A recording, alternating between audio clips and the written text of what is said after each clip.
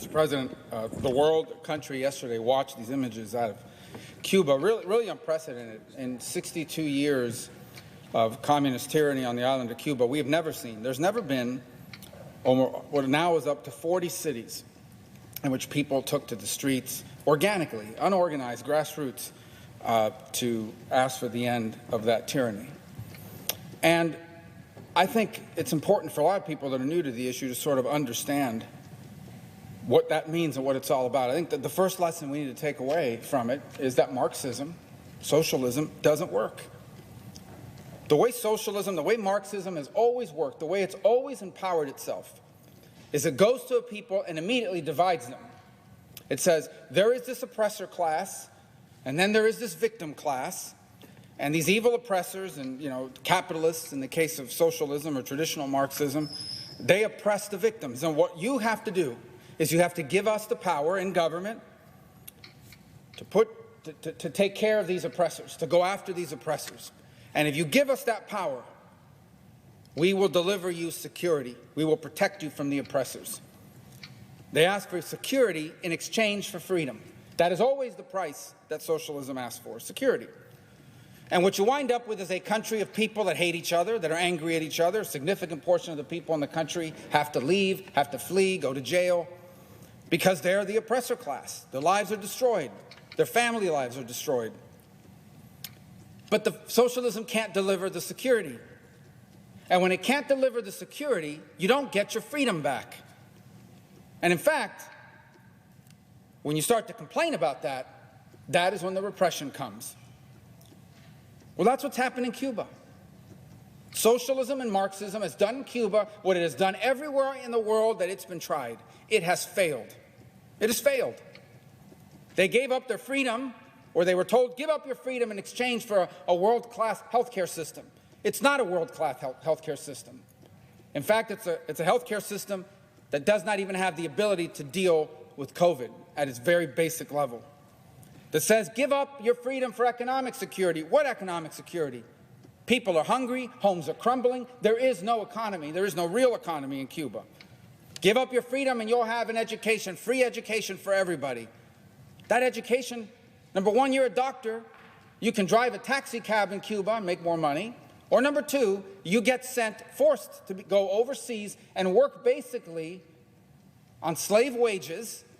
No pay, barely any pay at all. It's basically human trafficking, as our own Department of State found when it looked at the Cuban doctors program and how it's been abused.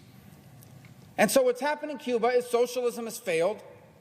It has to repress the people who complain about it. You don't get your freedom back, and like socialists always do, they have to find someone to blame.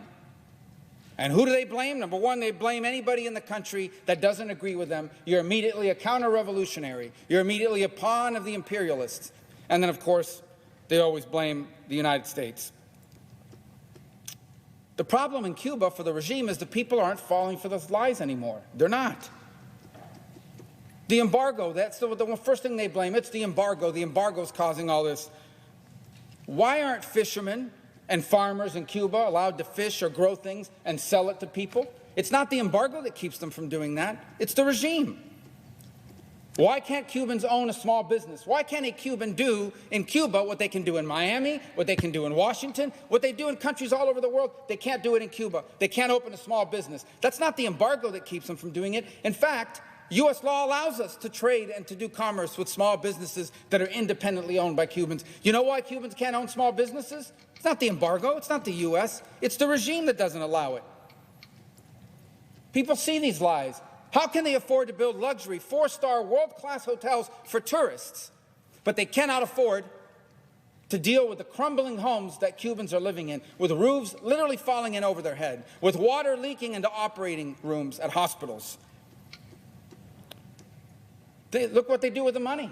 Oh, it's because you don't allow more money to be sent.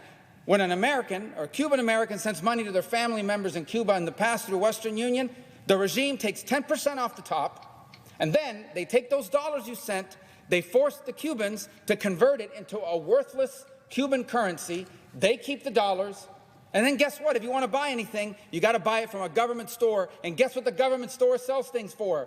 Dollars. That's not the embargo, that's the Cuban regime that does that. And who is it that's putting people in jail? Gets your head cracked open, gets your door kicked down in the middle of the night. There are 80 people missing today, at least 80 people. Disappeared overnight, their family doesn't know where they are. That's not the embargo that's jailing people. That's the regime.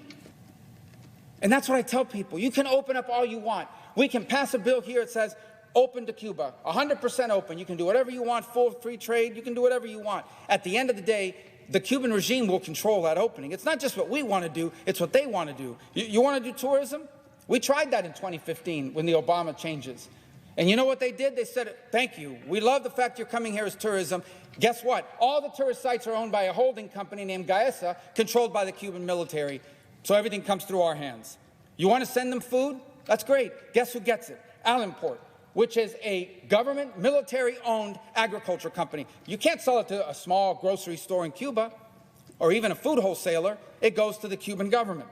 You want to send money? They take it. You know why? Because socialism is about control. And all of these things, tourism, food, money, medicine, it's all about control.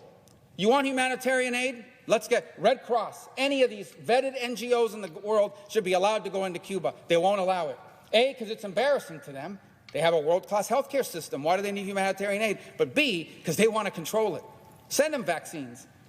But if you put it in their hands, the government, the regime, guess who gets the vaccines? The people who behave. First the regime elites, then the people who behave. If you're not behaving, if you're not going along with what they want you to do, you don't get a vaccine.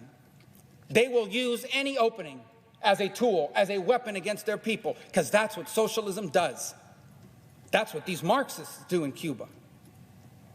They will use anything as a weapon against the people of Cuba. What can we do is what people want to know. Number one, I hope that we will all be clear about whose side we're on. You don't have to even agree with anything I've said. What you should agree with is that people everywhere in the world, including 90 miles from our shore, should be allowed to go into the street, peacefully march, call for an end to dictatorship, and not have their head cracked open. By the way, no one in Cuba has guns except the military, so why are these repressive forces walking around with these rifles and people getting shot? They're shooting people that literally are unarmed. Should be able to do that, and we should be clear. We should be clear in our language.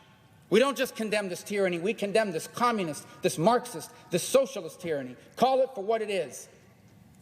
Number two, we should make clear nothing's going to change. There's not going to be any sanctions changed as a result of this. On the contrary, I hope the Biden administration will now announce they have finished their review of Cuba policy and everything that's in place is staying in place. To the extent we change policy, number three, I hope we make it a top priority to allow the people of Cuba to have free, unfettered, and open internet access. And the technology exists to do that with a satellite-based system. We should put the best minds to work on getting that done, because if the Cuban people have free and unfettered access to the internet, the first thing the regime shut down yesterday was the internet. They can communicate with each other, and they can receive information and communicate with the world. It's 90 miles from our shores. We should be allowed to do that. Number four, for all of those who believe and have faith in the international community, and I still hold hope that one day it will work again, where's Spain? Where's the EU? Where are all these countries that for years have given cover and protection to the Cuban regime and condemned America? They should speak out clearly that what's happening there is wrong, that repression is wrong. We should rally that. We should use our position of strength and power in the world and our influence in diplomatic circles to make that happen. And number five, I hope the president will be very clear with the regime in Cuba that we will not tolerate them encouraging a mass migration event, because I'm warning you, this is what they do. They've done it twice already. Things get bad and they say, look, if you don't lift sanctions, if you don't go back to the Obama-era policies, if you don't get rid of the embargo, it's inevitable. You're going to have 50,000 people take to the ocean and head towards the United States. They've used that against us twice. They did it in '94, they did it in 1980 with the Mario boat lift. And President Biden needs to be clear, whether it's through private channels or saying it publicly, be abundantly clear that we will treat the encouragement of mass migration towards the United States as a hostile action and act accordingly. That cannot be tolerated. I want to close with this. I recognize that most of the members of this chamber, most of the people here in Washington, and frankly, most of the people in the country do not pay attention to Cuba on a daily basis. I get it. I really do. But if you're not following the issue of Cuba, you can be forgiven for not knowing that what we're seeing, what we saw yesterday, what we're seeing today, what's happened recently, none of this was started by politicians. It wasn't started by me. Wasn't started by anybody in Miami or in Florida. Wasn't started by any think tank in Washington.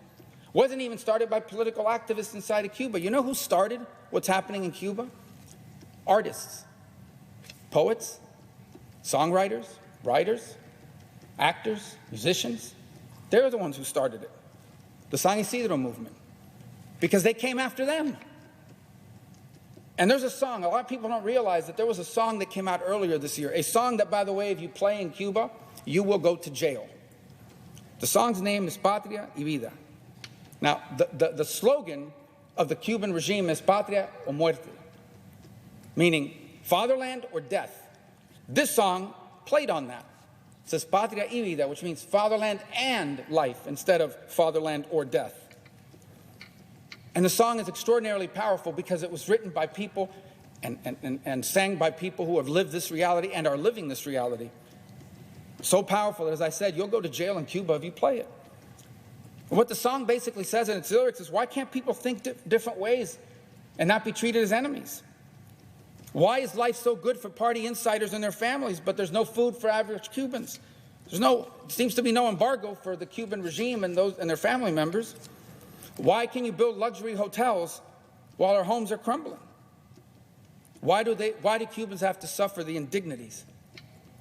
The indignities of simple things like not being able to bathe with soap, not being able to use deodorant, not having toothpaste. Why do they have to deal with these indignities? And the song also asks, who told the regime that Cuba belongs to them and only them? Shouldn't it belong to all 13 million Cubans? The chorus, I'll read first in English and then I'll translate it in Spanish, because it actually plays on the dominoes. Dominoes is a very popular game played by Cubans, played by everybody, but Cubans in particular. It's a big game there. The chorus reads, se acabó, tu 5-9, yo doble 2. Ya se acabó, 60 años, trancado el dominó. And how it translates, it says, it's over. You're 59, meaning 1959, the year the Castro took over, but I have double 2s. And everyone knows that if in the domino game, if at the end of the chain, both dominoes, no one has any dominoes left to put down, the game gets locked.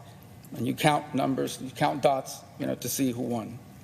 So it says, it's over. You're 59, but I have double 2s. It's over. 60 years with the domino game locked up for us. Now, I know this is a very colloquial Cuban way of expressing it, but this is incredibly powerful. People in Cuba understood what that means. And that means that all this ideology, all this stuff they talk about, all these lies of the regime work out really well for them. People don't believe it anymore, and they're not afraid anymore. Meanwhile, their lives are ruined. Young people in Cuba, artists in Cuba, who realize that the only country on this planet where Cubans are not successful is Cuba. And they're tired of it. And we should stand with them. Mr. President, I yield the floor.